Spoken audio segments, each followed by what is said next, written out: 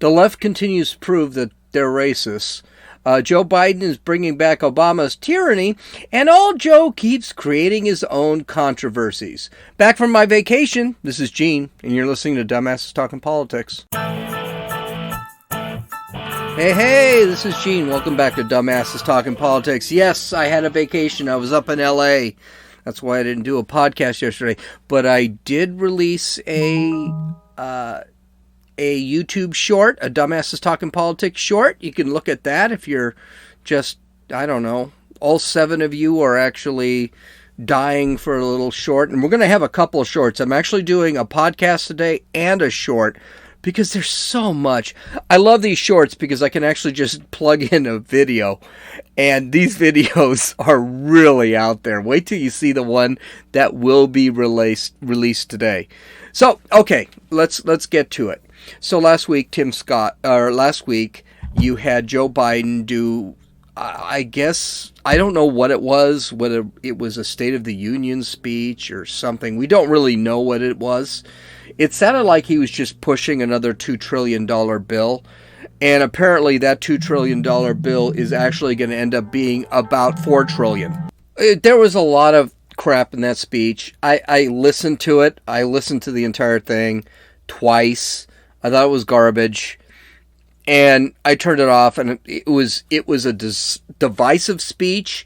It was a we're doing it our way speech. It was a speech that said, we're going to do all this stuff and there's going to be no effects on anything speech. It was basically a crap speech. And at the end, he started like, blah, blah, blah. He was just terrible. So I didn't think much of it. And so Tim Scott, who is the black senator, and black senator matters here. He's the black senator from South Carolina. Actually made a comment. Now, I didn't listen to it that night because I was like, there's nothing Tim Scott's going to say that I don't already agree with him. I didn't agree with any of Biden's speech. I'm sure was going to sugarcoat it, and then he was going to nail us with the right attitudes that we should be having in this country, which he ended up doing. It was a great speech. I did listen to it later. But it wasn't something I was interested in because I already knew. So let's listen to the highlights of Tim Scott's speech. Okay? Who's black? Republican. Senator from South Carolina. Let's listen. Nowhere do we need common ground more desperately than in our discussions of race. I have experienced the pain of discrimination. I know what it feels like to be pulled over for no reason, to be followed around a store while I'm shopping. I remember every morning at the kitchen table, my grandfather would open the newspaper and read it, I thought. But later I realized he had never learned to read it. He just wanted to set the right example. I've also experienced a different kind of intolerance. I get called Uncle Tom and the N-word by progressives, by liberals. Just last week, a national newspaper suggested my family's poverty was actually privilege because a relative owned land generations before my time. Believe me, I know firsthand our healing is not finished. 100 years ago, kids in classrooms were taught the color of their skin was their most important characteristic. And if they looked a certain way, they were inferior. Today, kids are being taught that the color of their skin defines them again. And if they look a certain way, they're an oppressor. From colleges to corporations to our culture, people are making money and gaining power by pretending we haven't made any progress at all, by doubling down on the divisions we've worked so hard to heal. You know this stuff is wrong. Hear me clearly. America is not a racist country. It's backwards to fight discrimination with different types of discrimination. And it's wrong to try to use our painful past to dishonestly shut down debates in the present. Okay, I don't think there's anything controversial about what he just said. Definitely not for conservatives out there. So there are a couple of things here. First off, he's right. Tim Scott is right. I do like Tim Scott. I've always liked Tim Scott. I like Tim Scott because there are a couple of books I've read, and they've said he's just a great guy, and Trey Gowdy loves the guy. I've always thought he was right. But he's right. I mean, racism is not endemic in this country. It's just a stupid talking point by liberals. Joe Biden's speech was terrible. It was racist and completely missed the target when it came to the United States and the Constitution. He keeps talking about the Constitution being malleable. It can be changed. This is really bad. And he keeps talking about we the people being the government. And we the people is not the government. That is a lie. That is a lie. And old Joe is suffering from dementia. I just don't think that is a reason to sit back and really listen to this guy. But what was really special was the response that the Democrats had to his speech. Because their response really shows what the Democrats, and I don't want to say Democrats, because there are a lot of Democrats that are not like this, but the response really shows what the left is about. And that's really important. And I think Americans are seeing this now. I think there's going to be a huge backlash in the future about all this stuff. But, I mean, well, I think the backlash is going to be is most Americans aren't racist and they hate racism. And the left does nothing but shows how racist they actually are. So let's look. Mr. Vegas, he's a blue check mark. I don't know who he is. I think he's a some sort of journalist. And I say that journalism in quotes because there are no leftist journalists. While saying this, Uncle Tim Scott said America is not a racist society. It is a racist society because the left is now the mainstream and the left is racist. There is another gal, Erin May Quaid. By the way, just to get something, Mr. Vegas, I think is actually either a Hispanic or a white person. Erin May Quaid, she's a white person. Not all skin folk are kinfolk. By the way, that statement is racist. This is coming from a white person. The last tweet from Keith Olbermann, who is about as white as a human being can get. He makes me look black. He is so white. Senator Scott insisting America is not racist, but our healing from racism isn't... First off, okay, right off. Senator Scott insisting America is not racist, but our healing? Our healing? What is he talking about, our healing? He's never experienced racism. He's white. But our healing from racism isn't finished, and he's been called racist names.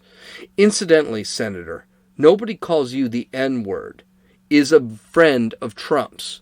We progressives refer to you as a victim of the Stockholm Syndrome.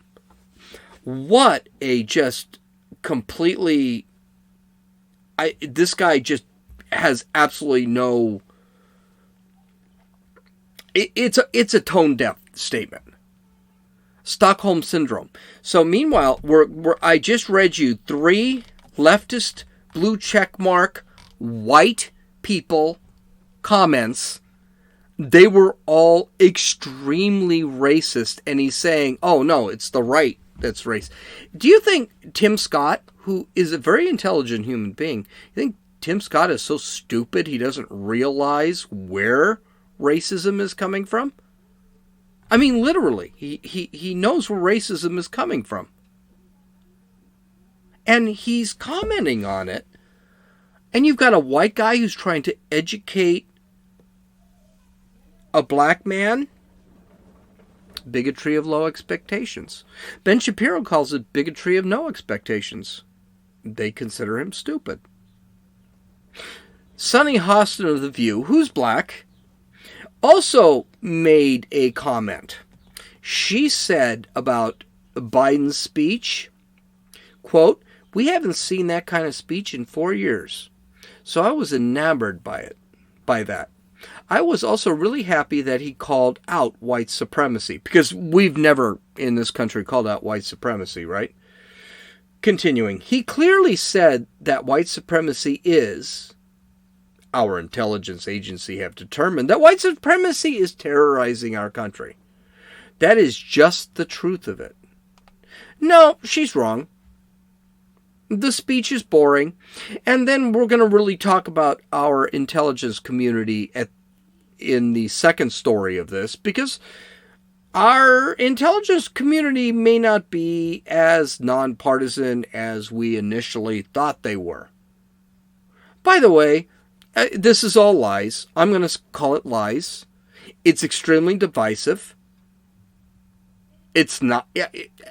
It's lies. In other words, it's not true. And I don't buy it. But then Sunny shows what I wanted to say in the previous sentence. Sunny shows how she's a racist. She's a racist because she's on the left. She talks about Tim Scott's speech, a black man. Quote, I was disappointed that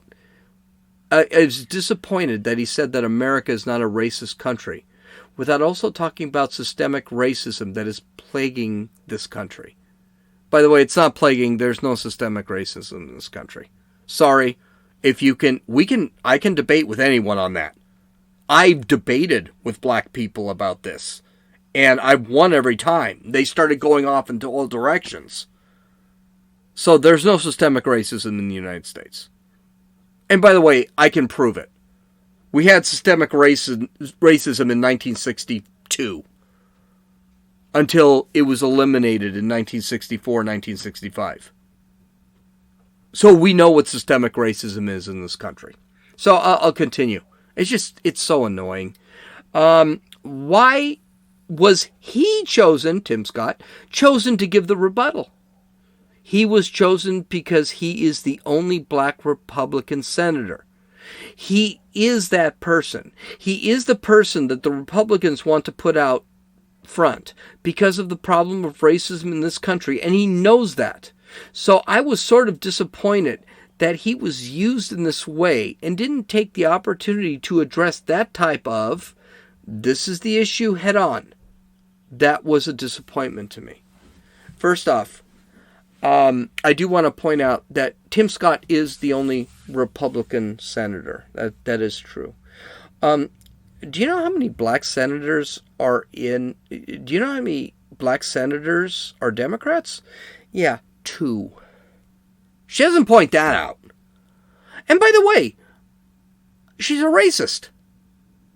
She's a racist because she doesn't think blacks are qualified to be senators, and blacks are not qualified to give responses to white presidents' speeches.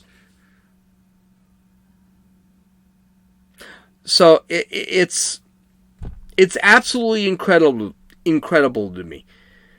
But, you know, Sunny Hostin, who is on The View, is never going to be outdumbed by The View's Joy Behar. By the way, Joy Behar is as white as the day is long. Not to mention she has red hair.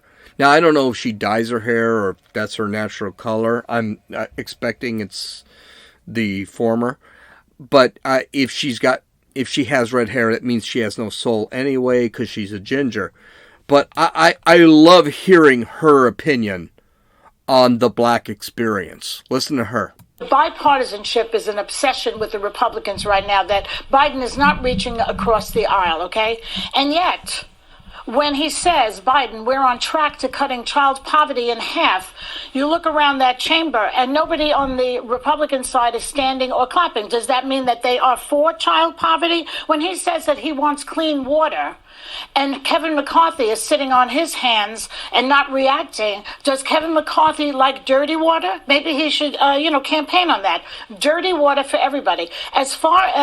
And then the other thing I have to say is I thought it was brilliant. I thought Biden was incredibly warm and presidential and just great. And to see those two beautiful, intelligent, brilliant women behind him makes me feel like I just felt wonderful. Now, Tim Scott, he does not seem to understand, and a lot of them don't seem to understand, the difference between a racist country and a systemic racism. They don't seem to get the difference. Yes, maybe it's not a racist country. Maybe Americans, the majority, are not racist. But we live in a country with systemic racism. We discussed it this week again already about housing and about education and all of the things that are important to people.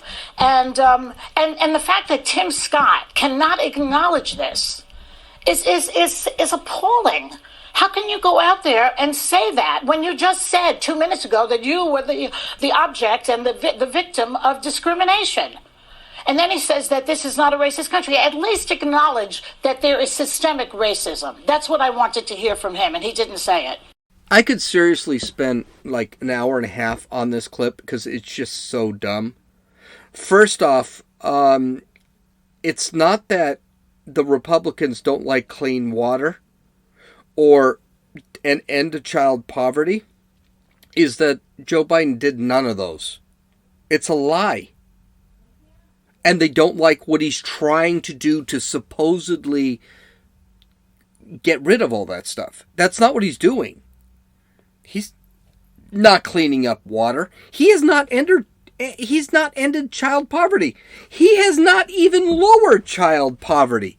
As a matter of fact, Republicans aren't clapping because he is going to be increasing poverty in the country through his policies.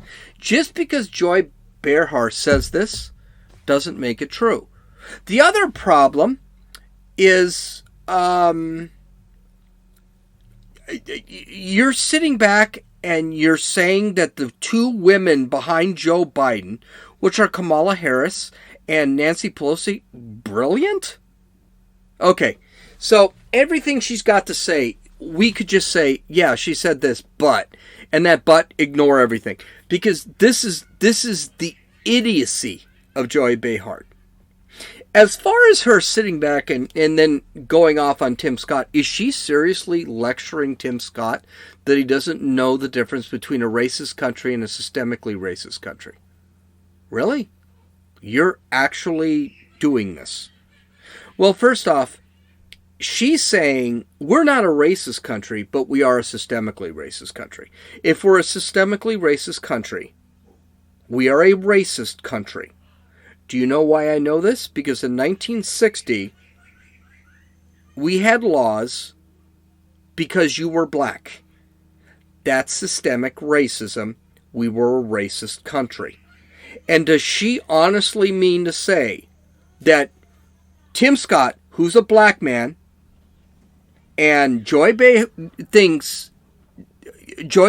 Scott does not know more about racism than Joy Behar, a white ginger who has no soul? No, he knows less about racism than she does. What? Oh, wow. Okay, so you got that. I had to play the entire 2 minutes. It was about 1:43. I was going to play the all 1:43, but I had to. Because the first section, it's when you base something on a lie or you base something on a belief system that half the people in the world don't believe in, it shows how irrelevant her next statements are going to. When she sat back and said that the two women behind Joe Biden during the speech were brilliant, that tells me, okay, everything she's got to say is irrelevant.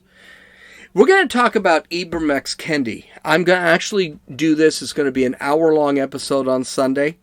about Ibram X. Kendi and his How to Be an Anti-Racist book. By the way, that book's being taught in colleges, and now they want to move it into high schools. So I think we should actually take a gander at it. And I can tell you one thing, it took me just the introduction to realize the book was irrelevant. So we're gonna do that. Okay, we are actually gonna do that. All right, so, but that wasn't it. Gary O'Connor, again, a very white representative from Texas, stated about Tim's speech, quote,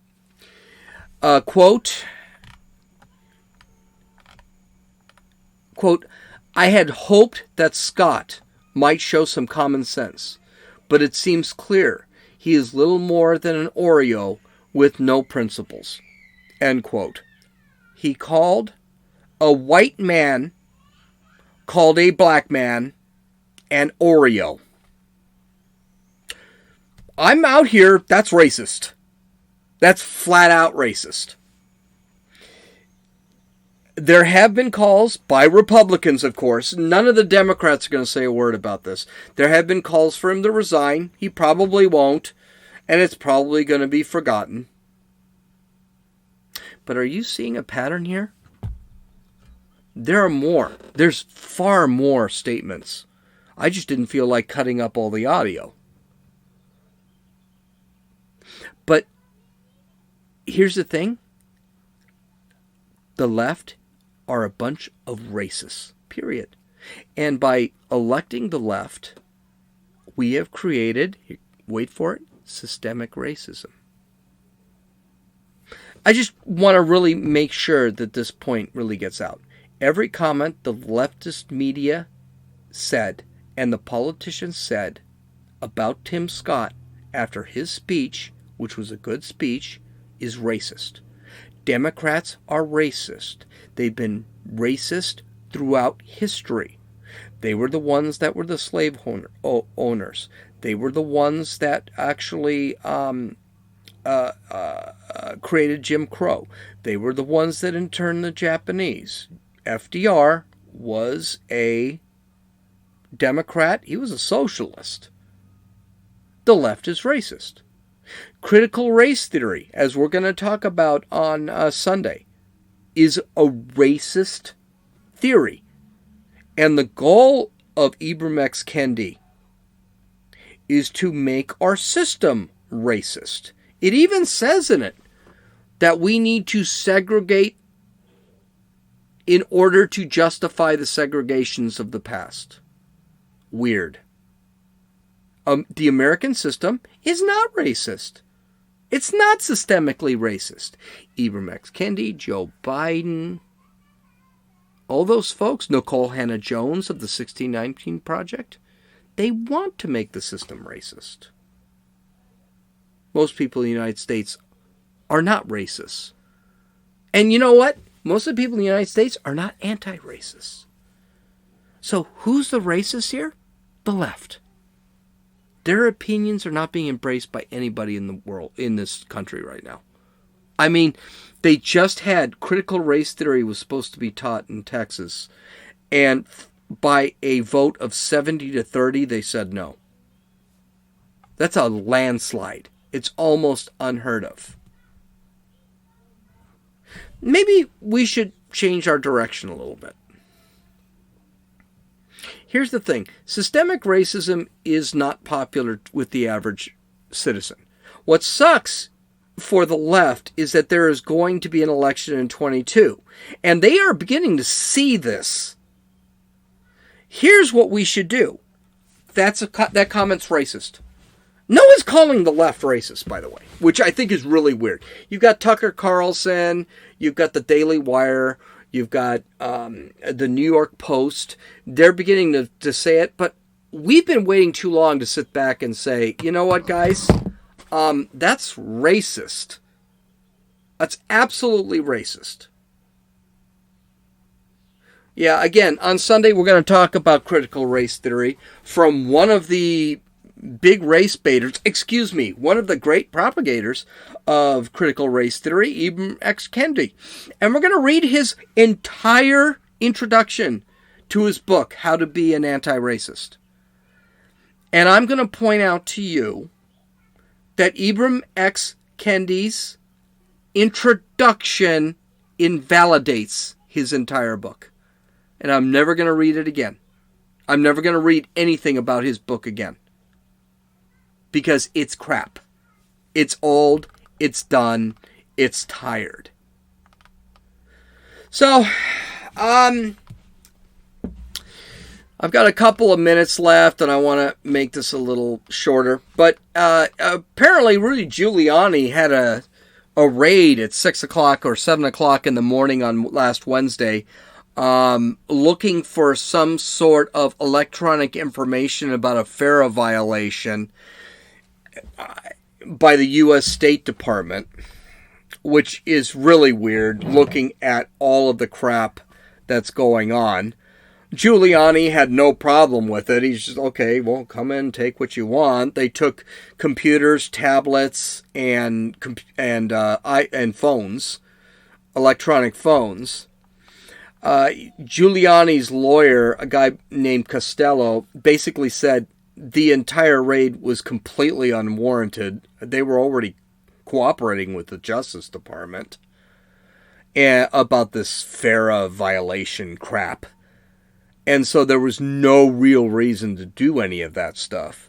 I mean, these guys walked in with rifles. And by the way, the news media, of course, was there when this happened, which means the news media was tipped off. The mainstream media. I don't think it was CNN. I can't remember. I think it was MSNBC. Somebody was actually